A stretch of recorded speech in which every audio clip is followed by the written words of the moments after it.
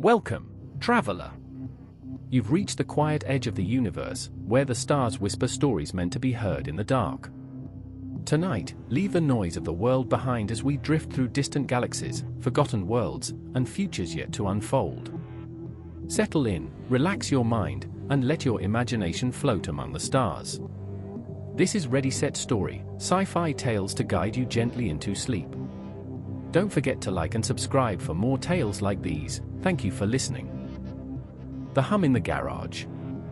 Jonah Mercer discovered time travel the way most disasters begin, quietly, privately, and with the absolute certainty that no one would ever be hurt by it.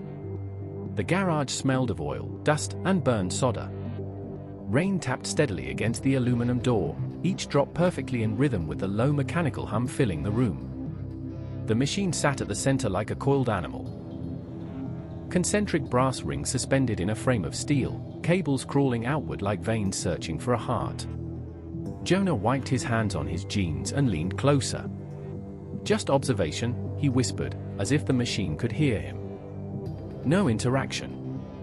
No changes. He flipped the final switch. The hum deepened, vibrating in his chest rather than his ears. The air shimmered, folding inward like heat over asphalt. For one terrifying moment, Jonah thought he'd miscalculated. Then the world fell sideways. He was standing in his kitchen. 12 hours earlier. His past self stood at the stove, pan smoking violently while a podcast host argued about determinism through tinny speakers. "If free will exists," past Jonah muttered, "it's doing a terrible job." Jonah clamped a hand over his mouth to stop himself from laughing. "So that's what I look like," he whispered. The moment felt fragile, like glass under pressure. He didn't move closer. Didn't touch anything. After 60 seconds, the world snapped back. Jonah collapsed against the garage wall, laughing and sobbing at once. Time wasn't theory anymore. It was access. And Jonah Mercer had a key. 3 weeks later, the phone rang at 8:42 a.m. Jonah was halfway through reheated coffee when he saw Lena's name flash across the screen, then vanish, replaced by an unfamiliar number. "Hello," he answered. The voice on the other end spoke slowly, carefully, the way people do when they're about to break something irreparable. "Mr. Mercer? I'm calling about your sister." The mug shattered on the floor. "No," Jonah said immediately. "No, she walks to work. She always waits for the signal." The words didn't stop the voice. Nothing ever did. A delivery truck. A red light. A crosswalk slick with rain. Jonah arrived at the intersection long after the police tape went up. Blood had already been washed into the gutters. The city moved around him, indifferent, efficient.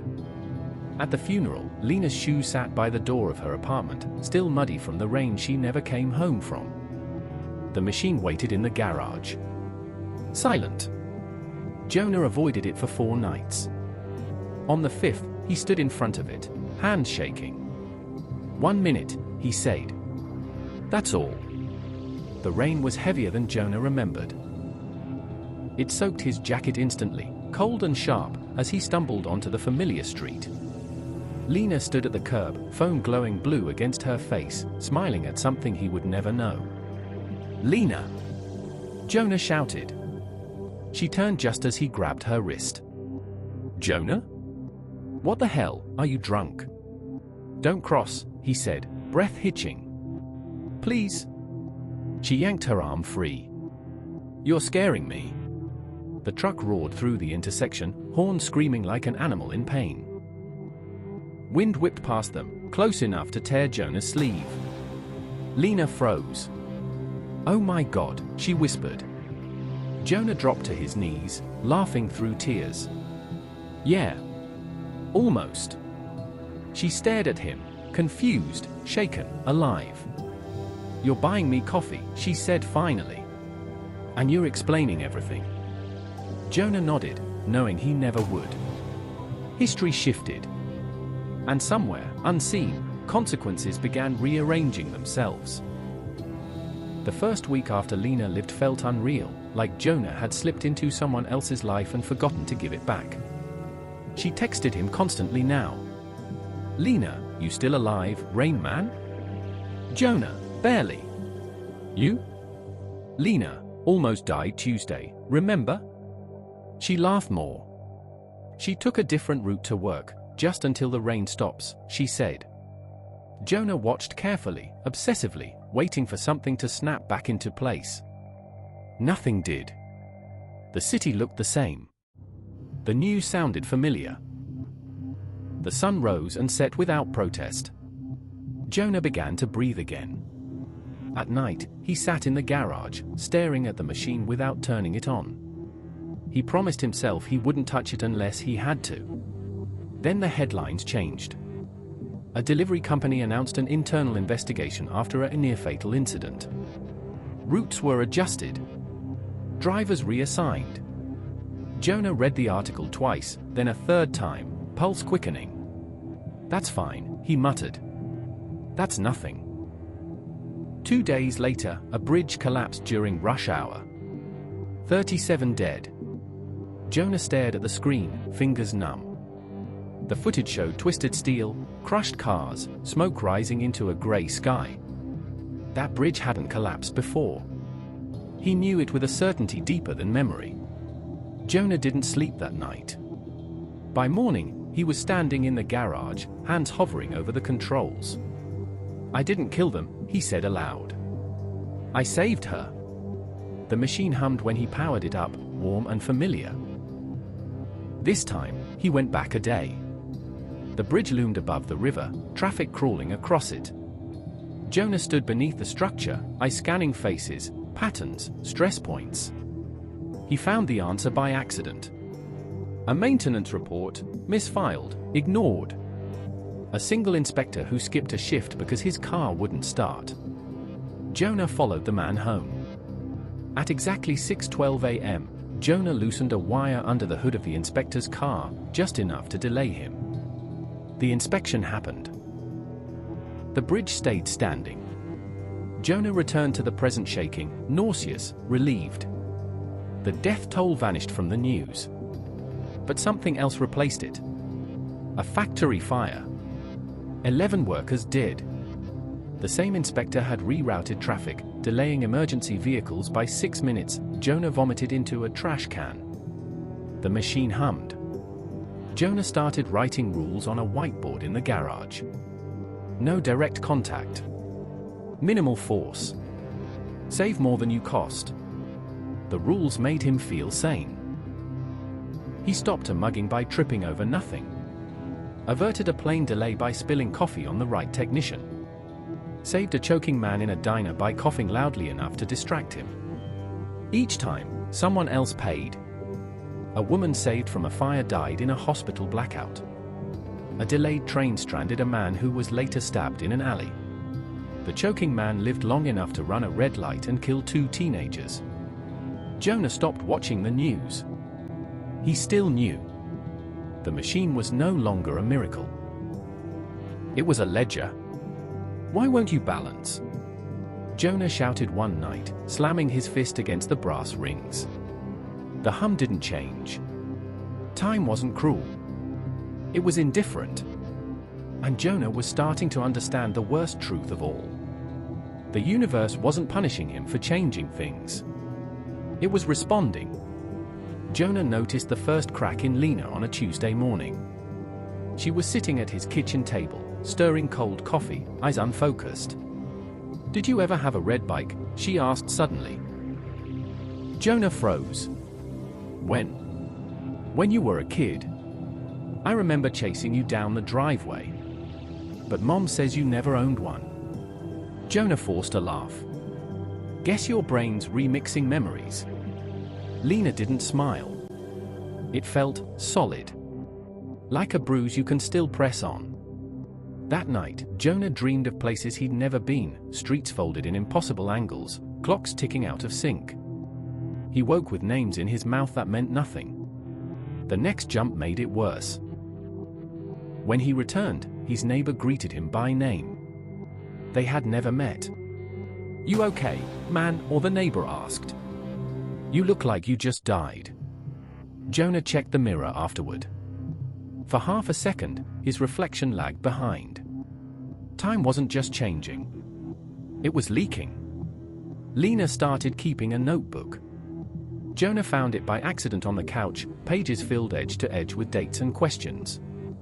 Why do I remember a scar I don't have? Why did Jonah cry when nothing happened today? Why do I feel late for a life I'm still living? Don't read that, Lena said sharply when she caught him. You're remembering other timelines, Jonah said before he could stop himself. Silence filled the room. So I did die, she said softly. Jonah nodded. Lena pressed her palms to her temples. How many times? I don't know anymore. She laughed once, brittle. You broke time for me. No, Jonah said. I broke it for everyone. That night, the machine powered on by itself. Jonah didn't touch the controls. The hum deepened, resonant, like a warning. The corrections became violent. Jonah saved a child from drowning. 3 days later, the child's father overdosed. He stopped a shooting. A gas explosion followed a week later on the same block. Patterns emerged, conservation of outcome, tragedy displaced but never erased.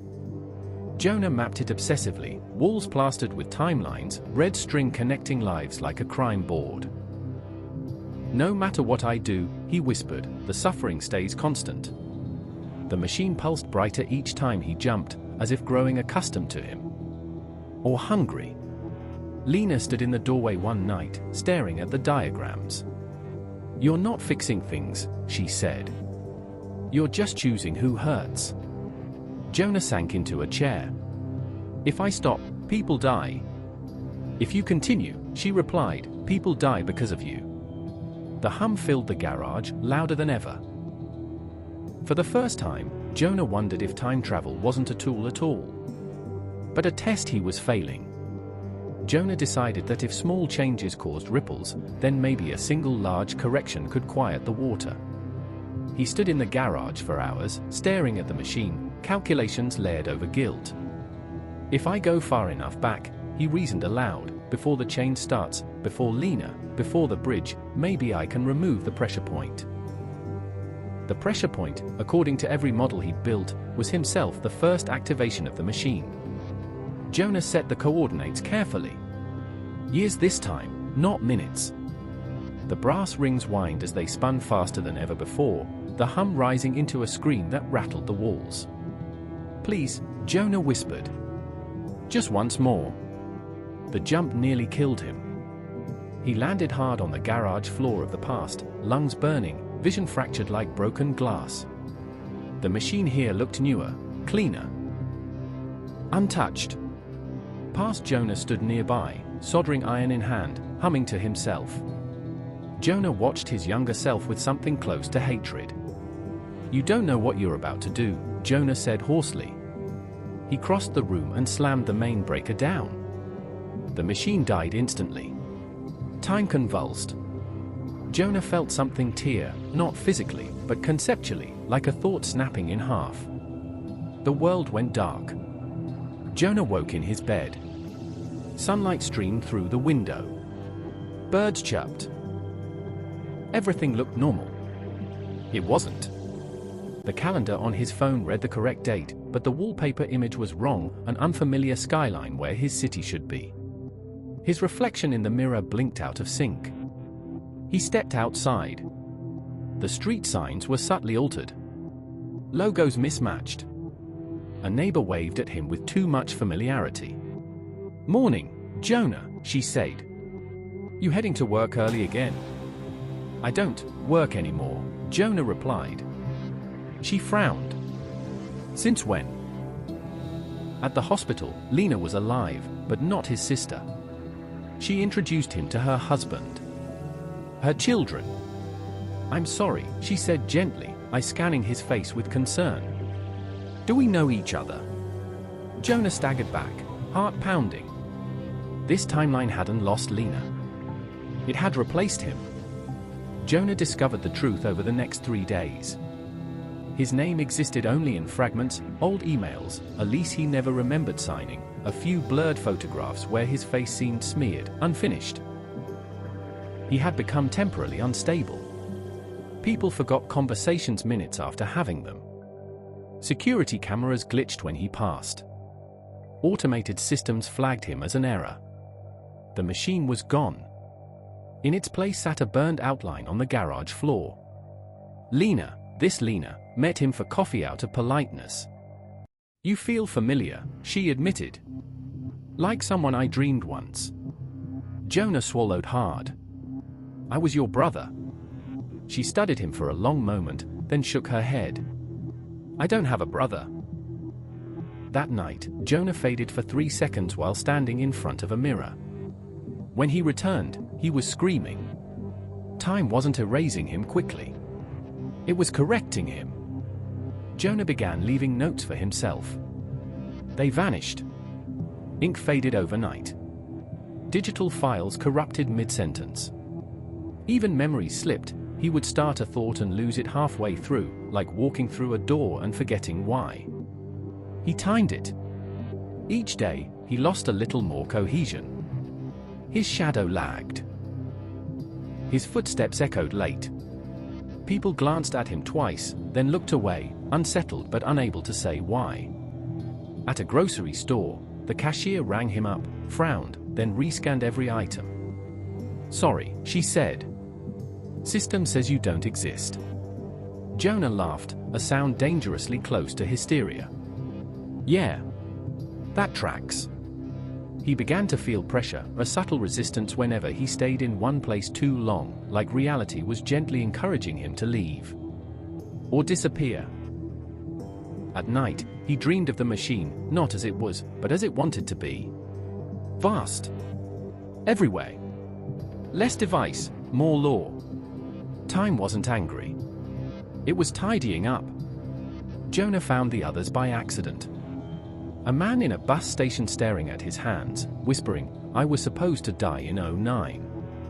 A woman in a hospital corridor who remembered a child no one else could see. They recognized Jonah instantly. "You feel wrong," the woman said. "Like us."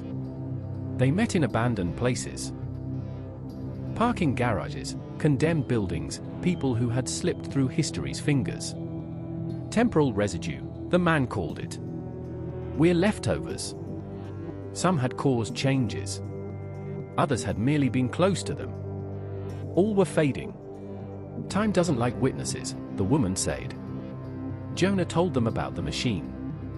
Silence followed. "You broke the lock," the man said finally. "Now the door's trying to close." Jonah nodded. "I can still fix it." They didn't argue. They'd already tried. Jonah found Lena standing at the same crosswalk. Different year. Different coat. Same rain. She hesitated before stepping forward. Jonah's chest tightened. "You always pause here," he said gently. She turned. "Do I know you?" "Not yet." He smiled sadly. "But you will. And you'll forget." She studied his face. "You look like someone I lost." Jonah swallowed. "You lost a lot of versions of me." For a moment, just a moment, her eyes sharpened. "You're the wrong thing," she whispered. "But you loved me." He nodded. Lena reached out, then stopped herself. "Whatever you did, stop doing it." "I'm trying." She stepped away as the light changed. Jonah didn't stop her. For the first time, he let the moment pass untouched. Jonah heard it while standing perfectly still. Not a voice, not words, but a pressure behind his eyes, a rhythm beneath reality. The hum was no longer confined to the garage or the machine. It was everywhere now, threaded through traffic noise, wind, heartbeats. Time wasn't silent anymore. It was addressing him. When Jonah tried to move against it, lingering too long, intervening too much, the pressure increased. When he stepped aside, let events unfold, the resistance eased. "You don't want blood," Jonah whispered. You want order. The pressure softened. Understanding came slowly, painfully. Time didn't correct outcomes. It corrected violations. Jonah wasn't being erased for saving lives. He was being erased for refusing to let moments end. The machine had allowed him to trespass repeatedly, to deny finality. Time tolerated the first trespass, then the second. But grief-driven persistence? That was unforgivable. Jonah returned to the burned outline in the garage. He traced it with his fingers, feeling warmth where none should remain. The machine's gone, he said. But the doorway isn't. Time responded, not with resistance, but clarity. The first jump had broken the seal. Everything since had been leakage. To repair it, Jonah wouldn't need to destroy the machine. He would need to remove the reason it was built. Not Lena. Not the tragedy. Himself. Not death. Death left echoes. What time required was non-initiation. A world where Jonah Mercer never wondered if he could fix the past. Never built the machine. Never reached for forbidden access. A timeline where the question itself never existed. Jonah laughed quietly. You don't want me gone. You want me, I'm curious. Time pressed gently. Agreement. Jonah found the moment easily. A night years ago. Younger Jonah in his bedroom, staring at a physics textbook, pencil tapping restlessly against the margin. Why does time only move forward? Jonah stood in the doorway, unseen. He didn't unplug anything. Didn't intervene physically. He spoke. You won't like what you find, Jonah said softly. Younger Jonah startled, looking around. Who's there? Someone who followed that question too far. Younger Jonah frowned. Time travel isn't possible. Jonah smiled sadly. It is. That's the problem. He described the grief, not Lena's death, but the years after. The choices. The ledger of suffering. The erosion of meaning. You can live a full life without knowing, Jonah said. Curiosity isn't always courage. The pressure lifted. The world blurred. The world did not collapse when Jonah let go. It exhaled. History slid into place with the quiet confidence of something that had always known where it belonged. No shockwaves. No thunder. Just a steady, irreversible movement forward. Jonah felt himself thinning, not vanishing, but loosening, like fog under sunlight. The pressure was gone. For the first time since the machine's invention, time did not resist him. It didn't push or pull.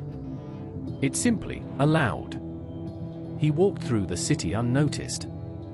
Not ignored, unneeded. Traffic flowed without adjusting for him. Doors opened and closed without delay. People passed inches from his shoulder without sensing anything amiss. This was what correction looked like.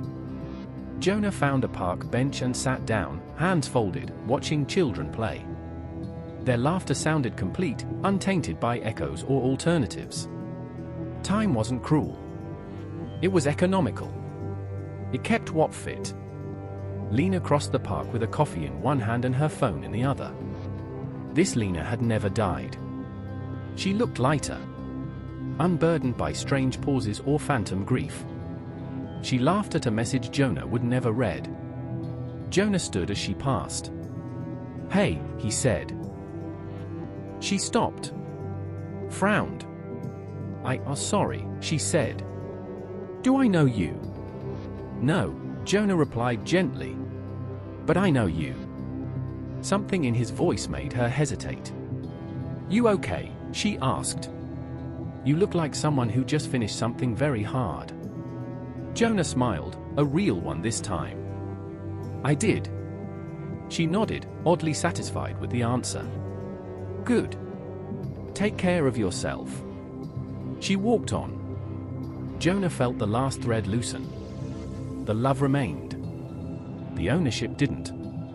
Jonah drifted, not through space, but relevance. Memories fell away in reverse order. The machine. The garage. The first jump. Even Lena's name softened, becoming warmth without context. This was not death. Death ended stories. This returned them. Somewhere, a younger Jonah Mercer closed a physics textbook and chose a different elective. Literature, maybe. Something safer. Something human. He still felt lost sometimes. He never knew why. But he lived. And the world, untouched at last, moved forward without asking to be fixed.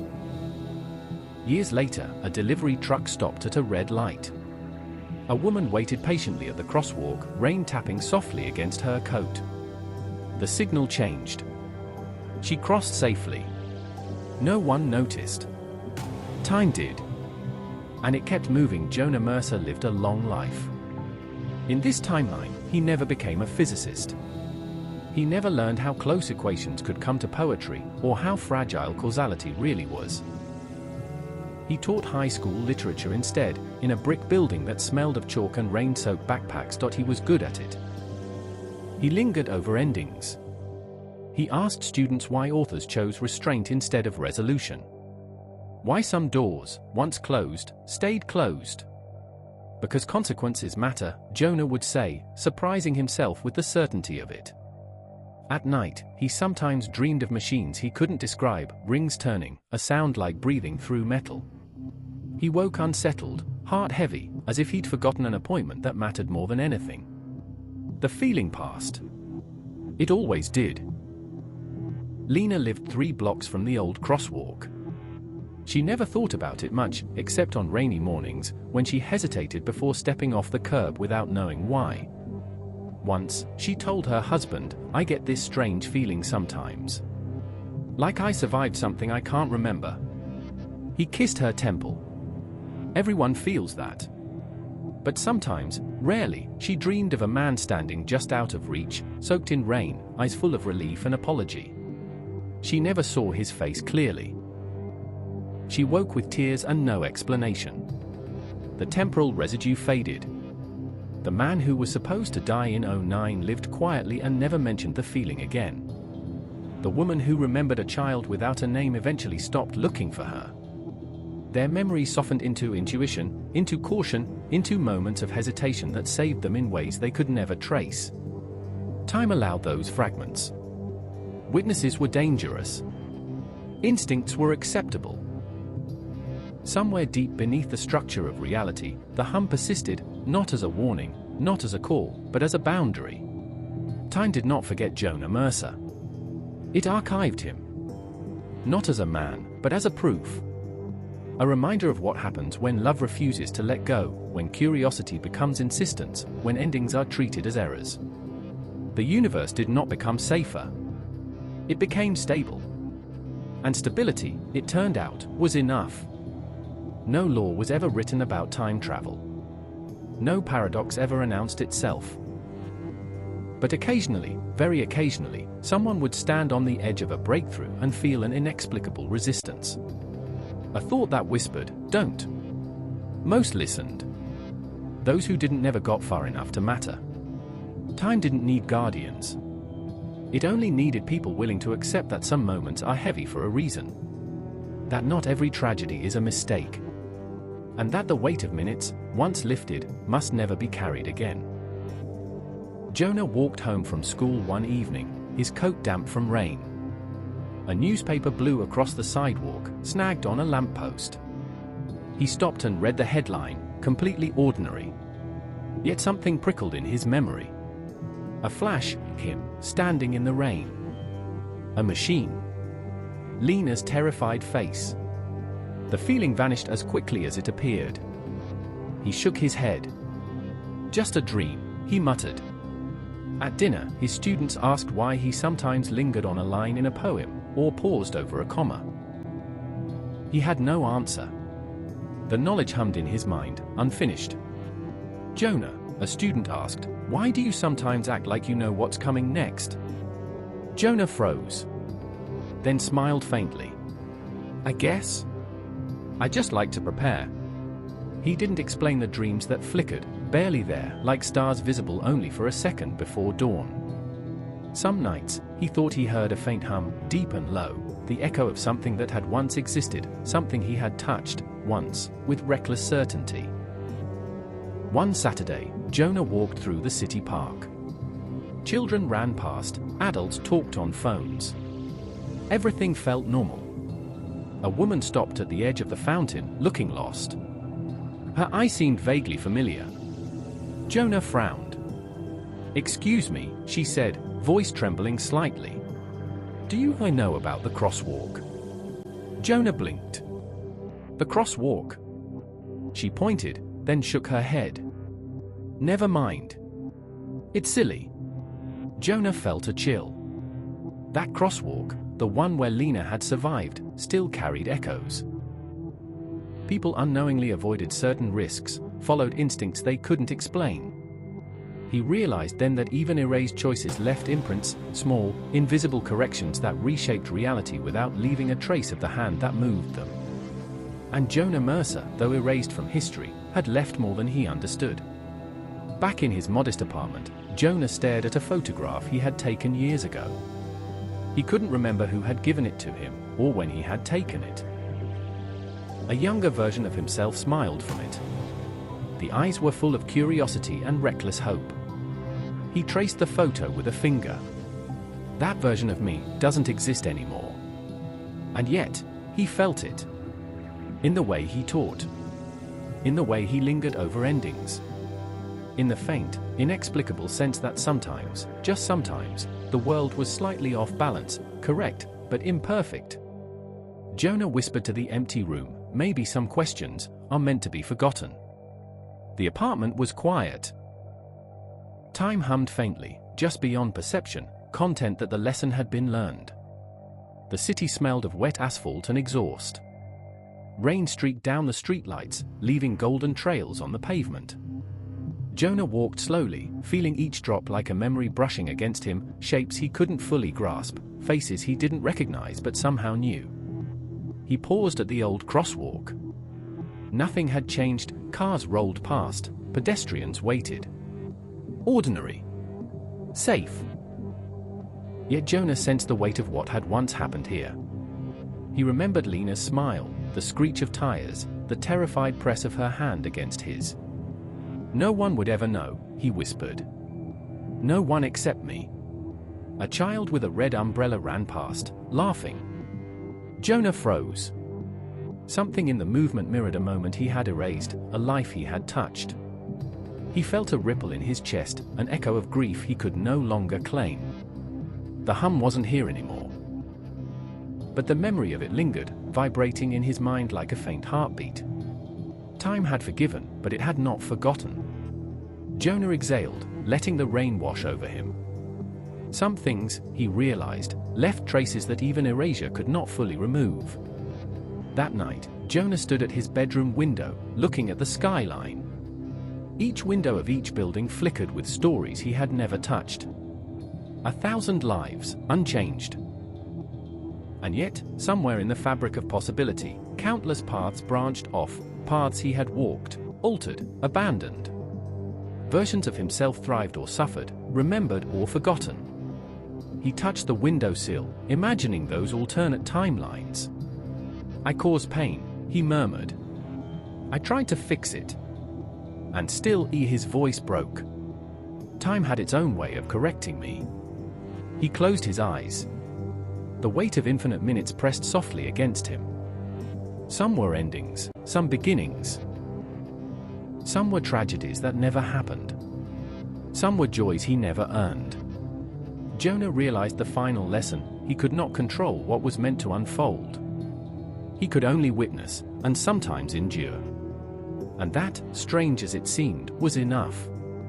The next morning, Jonah arrived at school.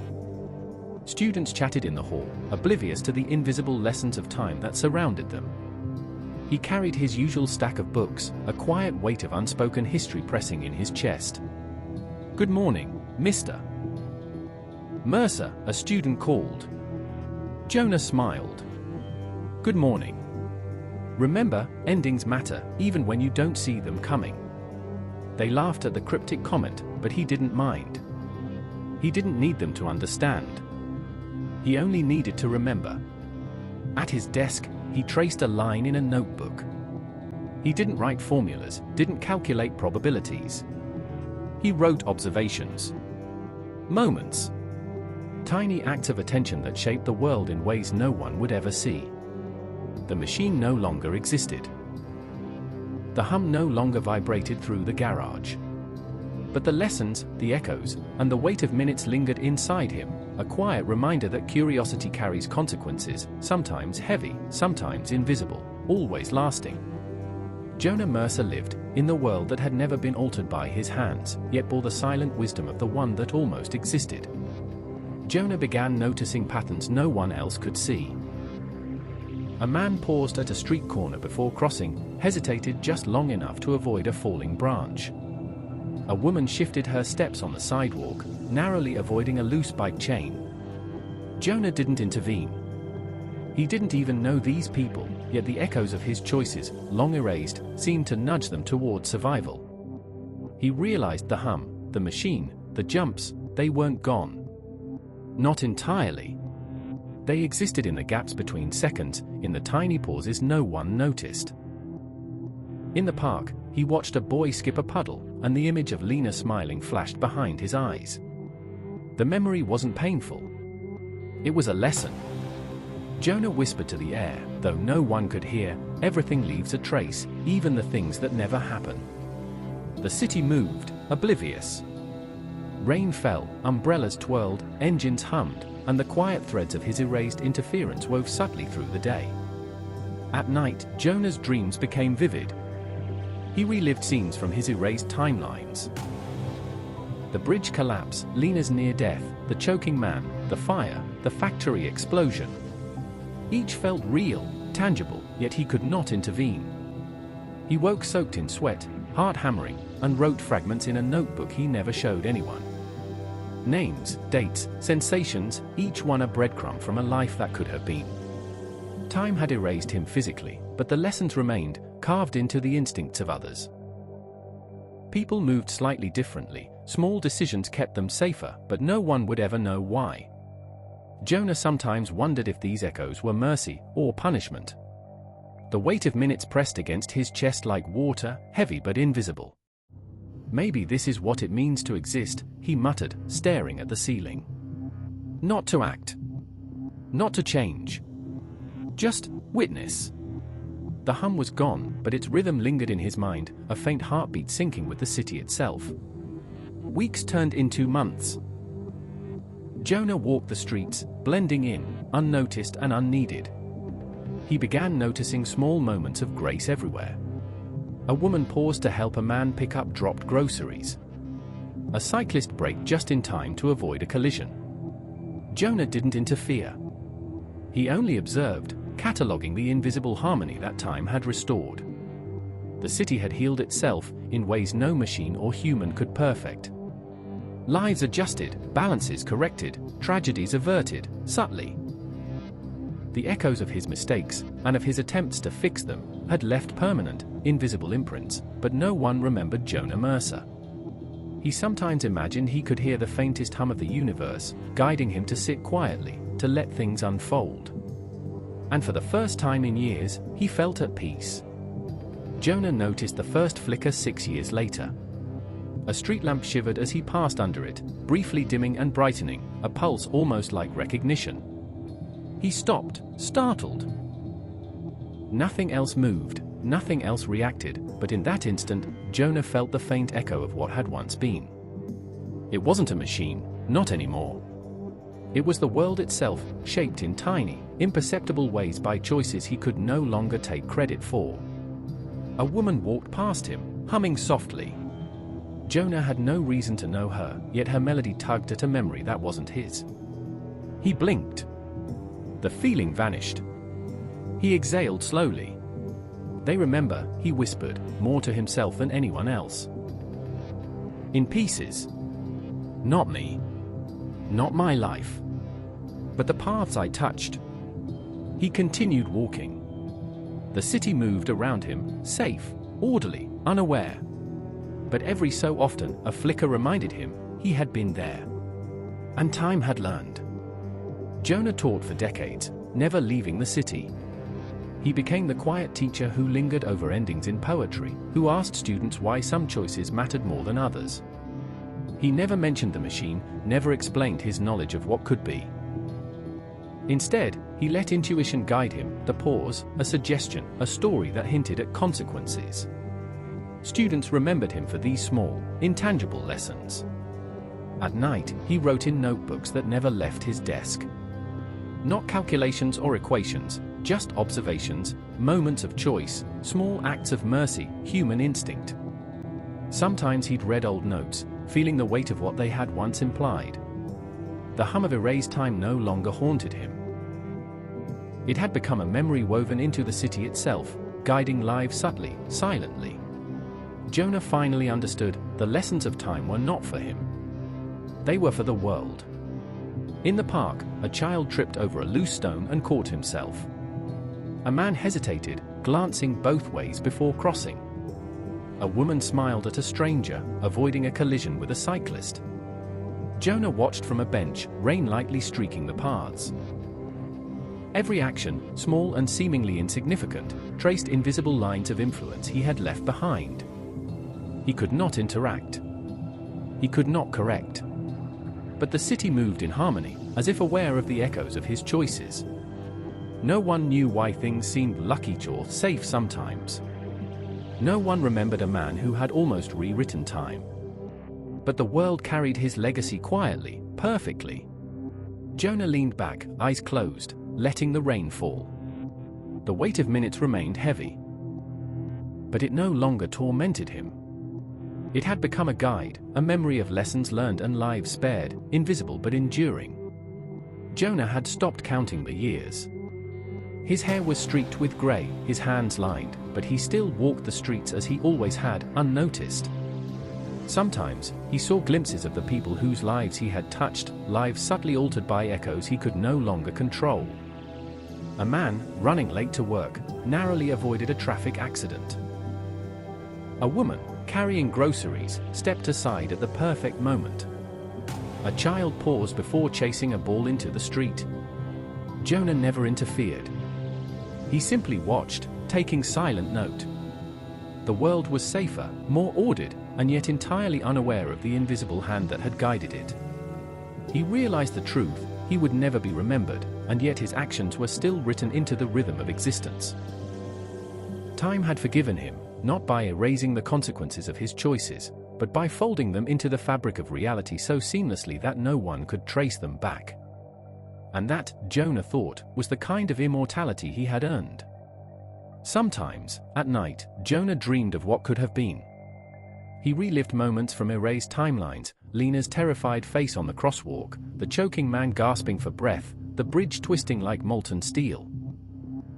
Every scene played in vivid detail, yet he could do nothing. He woke gasping, but slowly learned to accept it. These dreams were not punishments, they were reminders. One night, he dreamed Lena smiled at him. She didn't speak, but her eyes conveyed the gratitude he could never claim. Jonah lay awake, staring at the ceiling, listening to the faint hum of time that no one else could hear. He realized that even erased lives left traces. Not in history, not in memory, but in the very patterns of cause and effect that shaped the world. And in that moment, he finally felt at peace. Jonah returned to the park one rainy afternoon. He sat on the same bench he had occupied decades earlier, watching the world move around him. Children ran, dogs barked, couples walked hand in hand. The city was alive, vibrant, and untroubled. He closed his eyes and listened. Not to the rain, not to the traffic, but to the subtle rhythm beneath it all. The quiet heartbeat of time correcting itself, balancing, forgiving. A woman with a red umbrella passed by. Jonah smiled faintly. The echoes of his choices nudged her steps, her glance, her pause. He could not interact. He could not alter. He could only witness. For the first time in a lifetime, he let the world simply exist without interference. And he understood, sometimes, the greatest courage is restraint. Jonah Mercer remained unremembered. Yet in every careful step, every avoided danger, every life subtly spared, his presence endured. The rain fell, and the city carried on. Time was quiet. And at last, Jonah was too. Jonah had become smaller in the world, not in body, but in presence. Decades of quiet living had left him unnoticed, but never irrelevant. He walked slowly through the streets, feeling the weight of a century of invisible influence. Every person he passed moved slightly differently, guided by echoes of choices he had made and erased. A young man dropped a wallet. A stranger picked it up and returned it. A child avoided a puddle. Jonah didn't intervene, he didn't need to. The world was steady, graceful, orderly. Sitting on a bench overlooking a river, Jonah traced ripples on the water's surface. Each wave reminded him of the moments he had touched, the timelines he had disrupted, and the quiet corrections of reality. "I am gone," he whispered. And yet, not forgotten. Time hummed softly in reply, not a sound, but a certainty, a recognition that some lessons were permanent even when the teacher no longer existed. Jonah spent his final years quietly, writing notes in fading journals. He didn't intend anyone to read them. They were reminders, fragments, observations of the small, untraceable patterns that made the world safer, kinder, more resilient. He reflected on Lena. Not the one who had suffered in the erased timeline, but the one who now lived untroubled, happy, unaware of the near disasters that had shaped her life invisibly. "I loved her," he wrote, "but not enough to stay. Some things are not ours to fix." He recalled each near death, each ripple, each choice erased, and understood finally that the world needed balance more than it needed him. And in that quiet acceptance, Jonah felt a release, a weight lifting that had pressed on him for decades. He no longer sought to intervene. He no longer yearned to be remembered.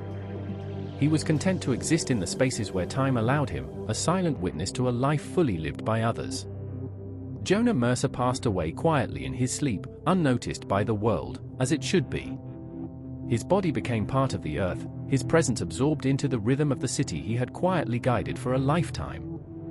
The streets, the people, the rain, all moved without interruption, carrying the subtle imprints of his influence, invisible but enduring. Lena never knew. No one knew. The echoes of Jonah's choices shaped their lives in ways that were felt but never seen.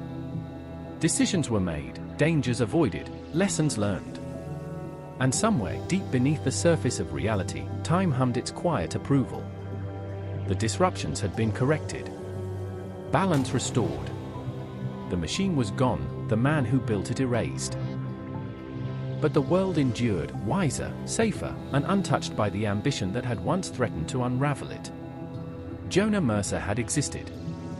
And though he would never be remembered, his legacy remained, threaded invisibly through the lives he had almost changed. Time moved forward. Unforgiving, unstoppable, and perfectly ordered. And finally, so did Jonah. Jonah sat in the small armchair by his window, the rain drumming softly against the glass. Outside, the city moved as it always had, unaware, ordinary, beautiful in its quiet rhythm. He let himself watch without needing to act. Decades of curiosity, regret, triumph, and loss had led him here. The hum of the universe, once a warning, had softened into a presence he could no longer feel but could sense, as if time itself had nodded in approval. He thought of Lena. Not the one who had suffered, but the one who now thrived without the shadows of his interference. He thought of the lives he had almost rewritten, the small ripples that had become invisible threads guiding people safely through their days. Jonah closed his eyes. He didn't need to do anything anymore. The weight of the machine, the leaps through time, the desperate attempts to fix what should not have been fixed, it all lifted, leaving a calm he had never known. "I am not needed," he whispered, voice trembling but steady. "And that is enough." For the first time, he felt complete. He did not fear erasure because he understood his legacy was not in recognition or memory, but in the unseen order he had helped restore. Every step he took, every life subtly spared, every moment quietly corrected, that was his gift, though no one would ever know it. He leaned back, listening to the rhythm of rain and the distant murmur of the city. The hum of time, though gone, seemed to echo faintly in his mind. He smiled, a gentle, peaceful smile, and let the final weight slip from his shoulders. And in that moment, Jonah Mercer, once a man obsessed with bending time, finally let go. The world continued, steady, perfect in its imperceptible balance. And Jonah rested, quietly, finally at peace.